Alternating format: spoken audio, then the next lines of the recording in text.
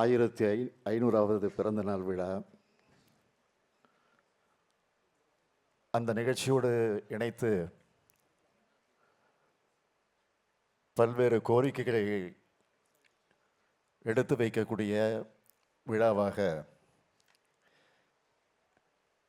இந்த விழாவை நடத்தி கொண்டிருக்கக்கூடிய நம்முடைய மதிப்பிற்குரிய முன்னாள் அமைச்சர், திராவிட முன்னேற்றக் கழகத்தினுடைய இலக்கிய அணியினுடைய தலைவராக பொறுப்பேற்றிருக்கக்கூடிய மதிப்பிற்குரிய திரு அன்புராஜா அவர்களே,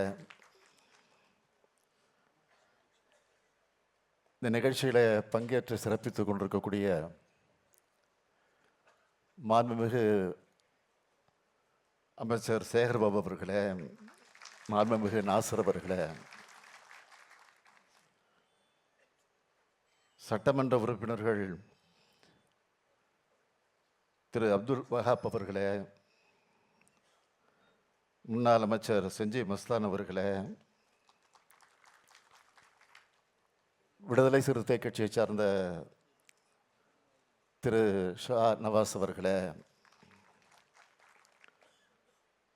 திரு ஹசன் மௌலானா அவர்களே, திரு அப்துல் சமத் அவர்களே, இந்திய யூனியன் முஸ்லீம் லீக் கட்சியினுடைய அகில இந்திய தலைவர் தகைசால் தமிழர் பெருமதிப்பிற்குரிய ஐயா காதர் மொய்தீன் அவர்களே, மனிதநேய மக்கள் கட்சியினுடைய தலைவர் பேராசிரியர் ஜவஹர்லால் அவர்களே, தமிழ்நாடு வக்ஃப் வாரிய தலைவர் திரு நவாஸ் கனி அவர்களே, ஆற்காடு இளவரசர் திரு நவாப் முகமது அப்துல் அலி அவர்களே, சமுதாய ஒருங்கிணைப்பாளர் திரு அப்போலோ அனிபா அவர்களே, எஸ்டிபிஐ கட்சியினுடைய தலைவர் திரு நெல்லை முபாரக் அவர்களே, மனிதநேய ஜனநாயக கட்சியினுடைய தலைவர் திரு தமிமுன் அன்சாரி அவர்களே, அரசு தலைமை ஹாஜி திரு முகமது அக்பர் அவர்களே, உலாமா சபையினுடைய தலைவர் திரு காஜா மொஹிதீன் வாகவி அவர்களே,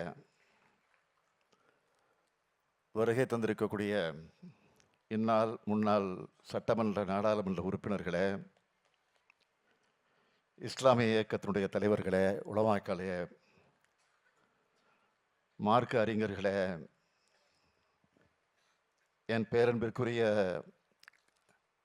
கண்ணியத்திற்குரிய இஸ்லாமிய பெருமக்களே, சகோதர சகோதரிகளே, உங்களின் உருவான முத்துவேல் கருணாநிதி ஸ்டாலினுடைய வணக்கம்.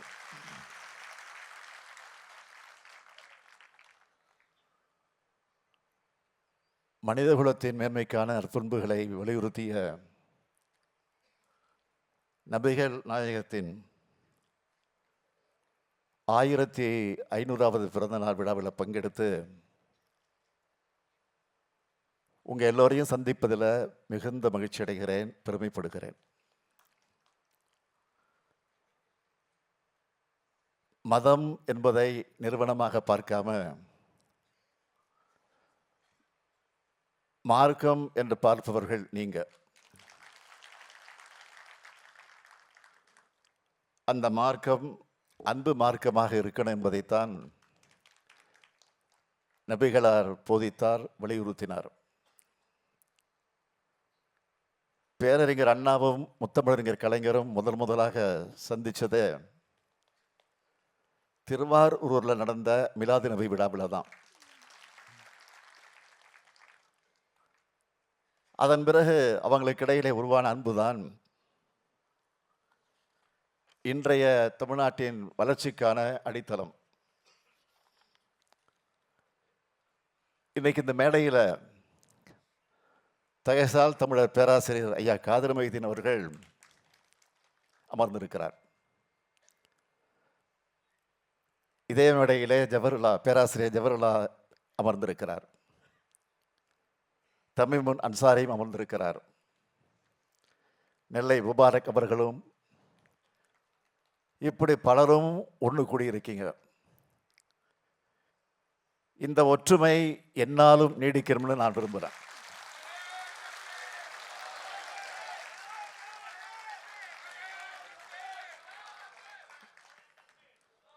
இங்கே பேசிய நண்பர் ஒருவர் குறிப்பிட்டார், வந்து கொண்டிருக்கிறார்கள், வருவார்கள், வந்து விட்டார்கள்.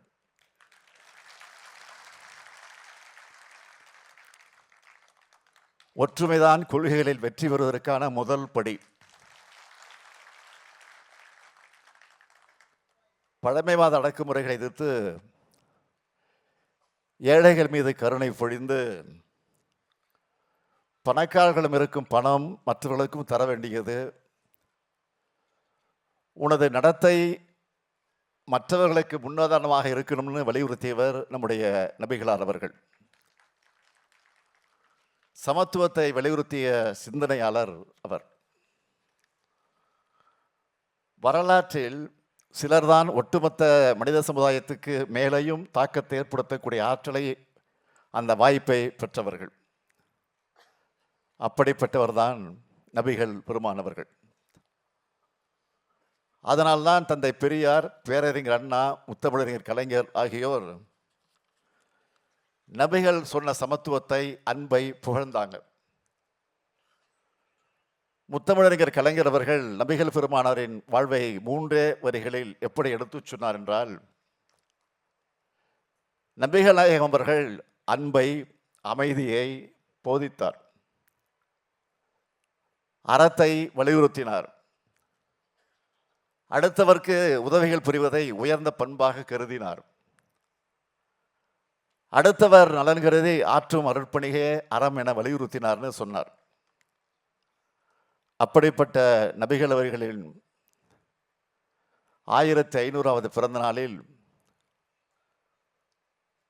காசாலா நடத்தப்பட்டு வர துயரத்தை பார்த்து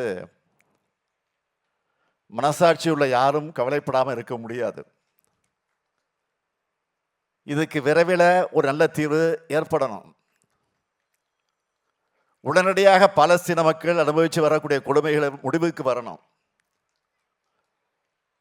அதுக்கு இந்திய அரசு உறுதியான நடவடிக்கைகளை மேற்கொள்ளணும்னு நான் ஏற்கனவே பதிவு செஞ்சிருக்கிறேன். மீண்டும் ஒரு முறை இந்த நிகழ்ச்சியின் மூலமாக நான் வலியுறுத்துகிறேன்.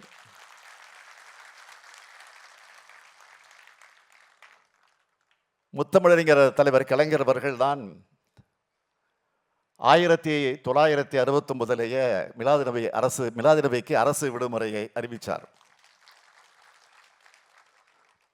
அதை 2001 அதிமுக ரத்து செஞ்சதும், மறுபடியும் 2006 கழக ஆட்சியில் விடுமுறை வழங்கினதும் உங்கள் எல்லாருக்கும் தெரியும்.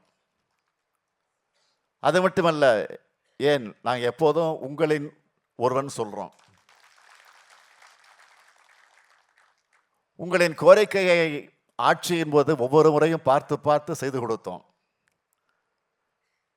அவற்றில் சிலதை மட்டும் நான் நினைவுபடுத்த விரும்புகிறேன். பிற்படுத்தப்பட்டோர் இடஒதுக்கீட்டில் இஸ்லாமியர்களுக்கு 3.5 விழுக்காடு உள் ஒதுக்கீடு.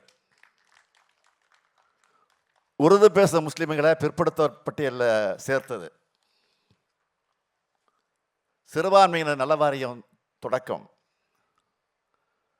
வக்பாரிய சொத்துக்களை பராமரிக்க மானியம். தமிழ்நாடு சிறுபான்மையினர் பொருளாதார மேம்பாட்டுக் கழகம் தொடக்கம்.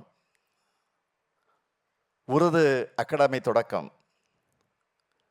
காயிதே மில்லத் மணிமண்டலத்தினுடைய கட்டிட நிதி ஒதுக்கீடு என இஸ்லாமிய மக்களுடைய நலனுக்காக திராவிட முன்னேற்ற கழக அரசு செஞ்ச திட்டங்களை எல்லாம் பட்டியலிட தொடங்கினா பல மணி நேரம் ஆகும். இதோட தொடர்ச்சியாகத்தான் நம்ம திராவிட மாடல் ஆட்சியில் சென்னை விமான அருகே கட்டப்பட இருக்கக்கூடிய ஹஜ் இல்லம் உள்ளிட்ட ஏராளமான திட்டங்களை, முன்னெடுப்புகளை செஞ்சுட்டு இருக்கோம். இப்போவும் இந்த மேடையில் பல்வேறு கோரிக்கைகள் வைக்கப்பட்டது.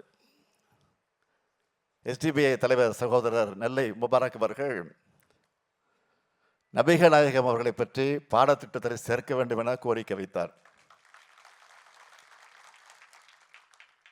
ஏற்கனவே அந்த பெருந்தகை அவர்களை பற்றி தமிழ்நாட்டு பாடநூலில் சேர்க்கப்பட்டிருக்கிறது என்பதை நான் மகிழ்ச்சியோடு தெரிவித்துக் கொள்கிறேன். மற்றதுக்கும் கோரிக்கைகள் எல்லாம் பரிசீலித்து பரிசு வழங்க வேண்டும் என்று சொன்னீங்க. நிச்சயமாக பரிசீலிக்கப்படும், உறுதியாக பரிசீலிக்கப்படும். நியாயமான கோரிக்கை நிச்சயமாக நிறைவேற்றி தருவோம். அது மட்டுமல்ல, இஸ்லாமியர்களுக்கு ஒரு இடர் வருதுன்னா, உங்களுக்கு துணை நிற்கிற முதல் அரசியல் இயக்கம் திராவிட முன்னேற்றக் கழகம் தான். குடியுரிமை திருத்த சட்டத்துக்கு எதிராக உண்மையான தோழமை உணர்வோடு போராடினது திமுக தான். அந்த சட்டத்தால் யாராவது பாதிக்கப்பட்டாங்களான்னு கேள்வி எழுப்பினதும், அந்த சட்டத்துக்கு எதிராக போராடின இஸ்லாமியர்கள் மீது தடியடி நடத்தினதும் யாருன்னு உங்களுக்கு நல்லாவே தெரியும். அதே போல் முத்தலாக் சட்டத்தை கொண்டு வந்தப்போ அதிமுக எப்படி இரட்டை வேடம் போட்டுச்சுன்னு எல்லாருக்கும் தெரியும். அதனால தான் நம்ம அன்வராஜா அவர்கள் போன்றவர்கள் துரோகத்தின் கூடாரமாக இருக்கிற கட்சிகளை புறக்கணித்து திராவிட முன்னேற்ற கழகத்தில் இணைஞ்சிருக்கிறாங்க. வந்த உடனே செஞ்சு அடிச்சுட்டார். இப்போ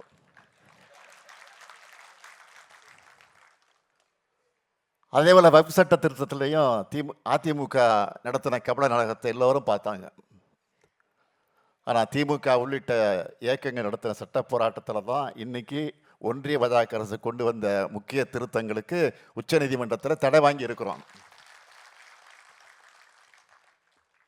பாஜக செய்து வரக்கூடிய மலிவான சர்வாதிகார எதேச்சைய அரசியலுக்கு துணை போகக்கூடிய துரோகத்தால் ஈடுபட்டுள்ளவர்களை புறக்கணிக்கணும். நபிகள் நாயகத்தினுடைய 1500வது பிறந்த நாளை கொண்டாடும் இந்த விழா மேடையில் நின்று நான் இஸ்லாமிய மக்களுக்கு ஒரு உறுதியை தரேன். இஸ்லாமிய மக்களின் உரிமைகளை பாதுகாக்கிற, அதை பெற்றுத்தரக்கூடிய இயக்கமாக திராவிட முன்னேற்றக் கழகம் உங்கள் கூடவே உங்களில் ஒருவராக எப்பொழுதும் இருக்கும். நபிகளார் வலியுறுத்தின அன்பும் உலகெங்கும் அனைத்து உள்ளங்களில் பரவணும். போர்களற்ற, வன்முறைகளற்ற, வெறுப்புகளற்ற, ஆதிக்கமற்ற உலகமாக நாம் வாழும் உலகம் மாறணும். நபிகள் சொன்ன பொன்மொழிகளை வாழ்வியல் நடைமுறைகளாக மக்கள் கடைபிடிக்கணும். எங்கும் அமைதியும் நல்லிணக்கமும் உண்டாகணும் என்று சொல்லி உங்களிடமிருந்து விடைபெறுகிறேன். நன்றி, வணக்கம்.